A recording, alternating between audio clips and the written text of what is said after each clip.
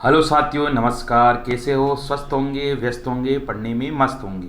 आज हम बात करते हैं बजट 2024 में किसे क्या मिला। पेपर की दृष्टि से अति महत्वपूर्ण टॉपिक है साथियों। यहाँ से क्वेश्चन बनेगा। सभी परीक्षाओं के लिए समान रूप से उपयोगी टॉपिक है बजट 2024। बजट 2024 के बारे में बात करते हैं साथियों। केंद्रीय बजट 2024-25 केंद्रीय वित्त मंत्री निर्मला सीतारमण ने संसद में अंतरिम बजट 2024-25 पेश किया। टैक्स में बदलाव नहीं, पहले की तरह 2.5 लाख रुपए तक की इनकम ही tax free. Pending direct tax के मामलों में टैक्स माफ, 1 करोड़ करदाताओं को फायदा होगा। डिफेंस बजट के मिले सबसे ज़्यादा 6.2 लाख करोड़। याद रखिएगा साथियों, यहाँ से क्वेश्चन बनेगा आपका। पिछले साल से 3.4% बढ़ा। डिफेंस बजट के लिए मिले सबसे ज़्यादा 6.2 लाख करोड़, पिछले साल से 3.4% बढ़ा। डिफेंस पर खर्च के मामले में भारत चौथे स्थान पर है। डिफेंस पर खर्च के मामले में भारत चौथे स्थान पर है। तो पॉइंट से बात करते हैं साथियों। पॉइंट नंबर 1, टैक्स में बदलाव नहीं, पहले की तरह 2.5 लाख रुपए तक की इनकम ही टैक्स फ्री। सरकार ने आम आदमी को इस बार इनकम टैक्स में कोई राहत नहीं दी। पुरानी टैक्स रिजिम चुनने पर अभी भी आपकी 2.5 लाख रुपए तक की इनकम ही टैक्स फ्री रहेगी। हालांकि इनकम टैक्स एक्ट के सेक्शन 87 के तहत आप 5 लाख तक की इनकम पर टैक्स बचा सकते हैं। वही नया टैक्स रिजिम चुनने पर पहले की तरह ही 3 लाख रुपए तक की इनकम पर टैक्स नहीं देना होगा। इनमें भी इनकम टैक्स एक्ट के सेक्शन 87 के तहत सैलरीड पर्सन 7.5 लाख रुपए तक की इनकम पर और अन्य लोग 7 लाख तक की इनकम पर टैक्स छूट पा सकते हैं। पेंडिंग डायरेक्ट टैक्स के मामले में टैक्स माफ, 1 करोड़ करदाताओं को फायदा होगा। पॉइंट 2, पेंडिंग डायरेक्ट टैक्स के मामले में टैक्स माफ, 1 करोड़ करदाताओं को फायदा होगा।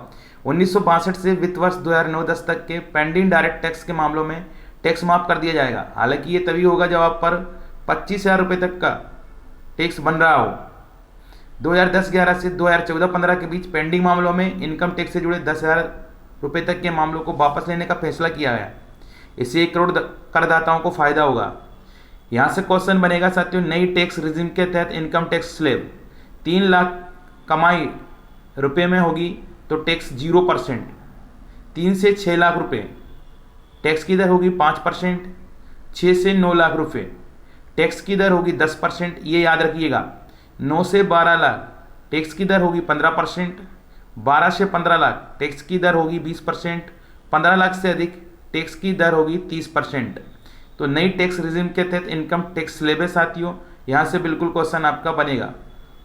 Point number 3, roof top solar से 300 यूनिट तक फ्री बिजली मिलेगी। 1 करोड़ परिवारों को फायदा होगा। रूफ टॉप सोलर के जरिए 1 करोड़ परिवारों को हर महीने 300 यूनिट तक फ्री बिजली मिलेगी। सरकार साल 2014 से नेशनल रूफ टॉप स्कीम चला रही है। पीएम मोदी ने हाल ही में प्रधानमंत्री सूर्योदय योजना का भी ऐलान किया है। इसमें 1 करोड़ घरों में रूफ टॉप सोलर लगेंगे। 7 साल में एयरपोर्ट दोगुने 47,000 किलोमीटर नेशनल हाईवे बने। एयरपोर्ट 2015 में 74 थे, 2022 में 149। नेशनल हाईवे 2015 में 97,991 किलोमीटर थे, 2022 में 1,44,634 किलोमीटर। पॉइंट 4, 40,000 बोगियों को वंदे भारत स्टैंडर्ड में बदला जाएगा। 3 नए कॉरिडोर की घोषणा। यात्रियों की सुरक्षा और सुविधाओं में सुधार के लिए 40,000 बोगियों को वंदे भारत मानक में बदलने की घोषणा की गई। इसके अलावा रेलवे के 3 नए कॉरिडोर की घोषणा हुई। एनर्जी और सीमेंट कॉरिडोर, सीमेंट और कोयला ढोने के लिए अलग से बनेगा। पोर्ट कनेक्टिविटी कॉरिडोर, ये कॉरिडोर देश के प्रमुख बंदरगाहों को जोड़ेगा। हाई ट्रैफिक डेंसिटी कॉरिडोर, जिन मार्गों पर ट्रेनों की संख्या ज़्यादा होगी वही बनेंगे। मल्टी मॉडल कनेक्टिविटी को सक्षम करने के लिए पीएम गति शक्ति योजना के तहत इन कॉरिडोर्स की पहचान की गई थी। इन कॉरिडोर से कॉस्ट कम करने में मदद मिलेगी। पॉइंट 5, मध्यम वर्ग के लिए आवास योजना, ग्रामीण आवास का भी दायरा बढ़ाया। स्टार लगा लीजिए साथियों, क्वेश्चन बनेगा। और मध्यम वर्ग के लिए बड़ी खुशखबरी है, अच्छी बात है। आवास योजना, ग्रामीण आवास का भी दायरा बढ़ाया। पीएम आवास योजना ग्रामीण के तहत 3 करोड़ घर बनाने का काम पूरा किया है। वही अगले 5 साल और 2 करोड़ घर बनाए जाएंगे। इसके साथ ही वित्त मंत्री ने कहा कि सरकार योग्य मध्यम वर्ग के लिए अपना घर खरीदने या बनाने के लिए एक आवास योजना शुरू करेंगी। तो मध्यम वर्ग के लिए साथियों बल्ले बल्ले हो चुकी है, याद रखिएगा।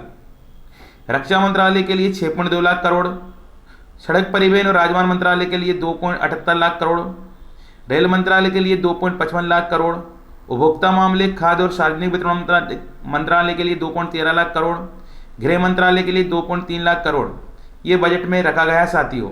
तो सबसे ज़्यादा आपकी बार रखा गया रक्षा मंत्रालय यानी 6.2 लाख करोड़। पॉइंट 6, आयुष्मान भारत का दायरा बढ़ाया, अब कवर होगी आशा आंगनबाड़ी कार्यकर्ता। आयुष्मान भारत योजना के तहत अब सभी आंगनबाड़ी और आशा कार्यकर्ताओं को इसके दायरे में लाया जाएगा। इसकी शुरुआत 2018 में हुई थी। ये योजना देश के कम आय वर्ग वाले नागरिकों को स्वास्थ्य सुरक्षा देती है। इस योजना में भी 5 लाख रुपए तक का इलाज फ्री में मिलता है। तो आयुष्मान भारत का दायरा बढ़ाया और आंगनबाड़ी कार्यकर्ता कवर होंगी, आशा आंगनबाड़ी कार्यकर्ता। तो यहाँ पर साथियों जगह भी आना है, तो याद रखिएगा क्योंकि पेपर की दृष्टि से अति महत्वपूर्ण पॉइंट है। पॉइंट 7, लखपति दीदी का दायरा बढ़ाया, 3 करोड़ महिलाओं को लखपति बनाने का टारगेट। बजट में लखपति दीदी योजना के तहत 3 करोड़ महिलाओं को लखपति बनाने का टारगेट रखा है। पहले ये टारगेट 2 करोड़ था, तो महिलाओं के लिए बजट में बहुत अच्छी बात है।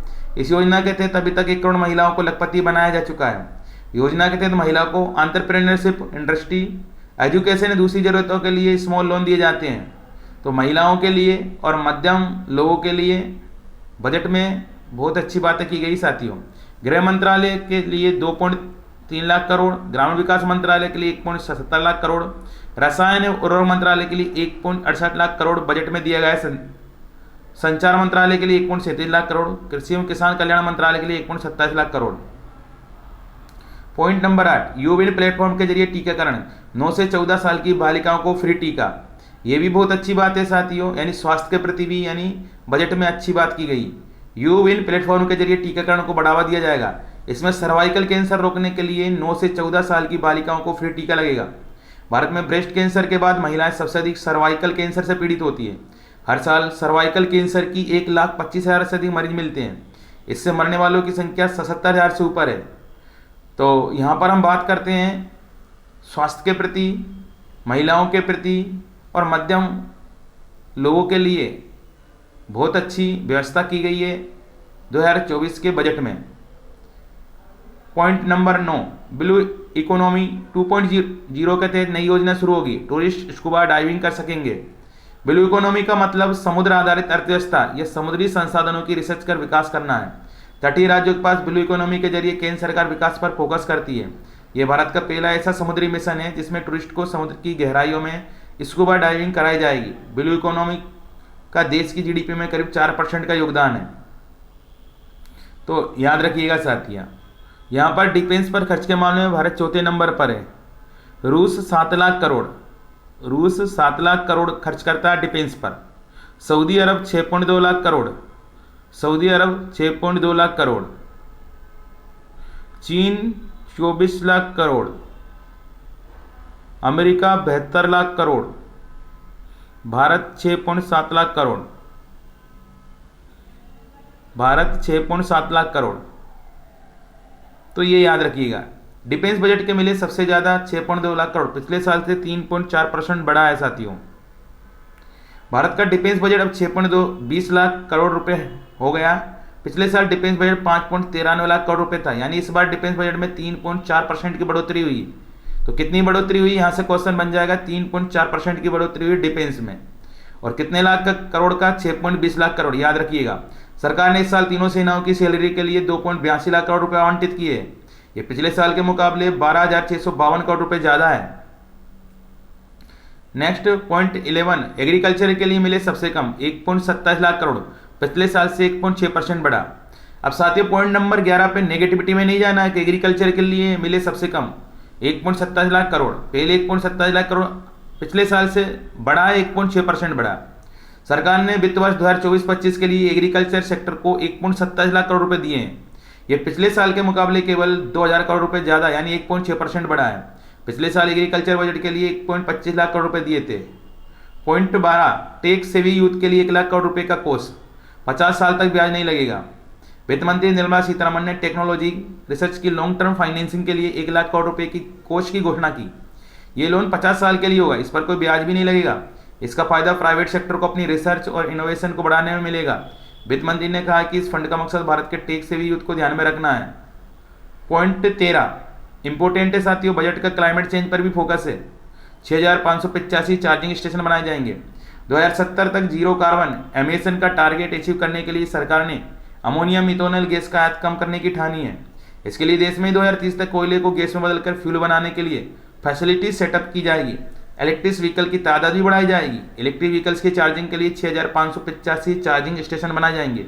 साथियों, ये 2024 का महत्वपूर्ण बजट था, पेपर की दृष्टि से अति महत्वपूर्ण है। अगर आपको वीडियो से हेल्प मिलती है तो लाइक कीजिए, शेयर कीजिए, सब्सक्राइब कीजिए, आगे बढ़ाइए। कहते हैं साथियों, जब आंखों में अरमान लिया, जब मंजिल को अपना मान लिया, तो मुश्किल क्या आसान क्या, जब ठान लिया तो ठान लिया, सब कुछ आसान होगा, बस आपको पढ़ना है।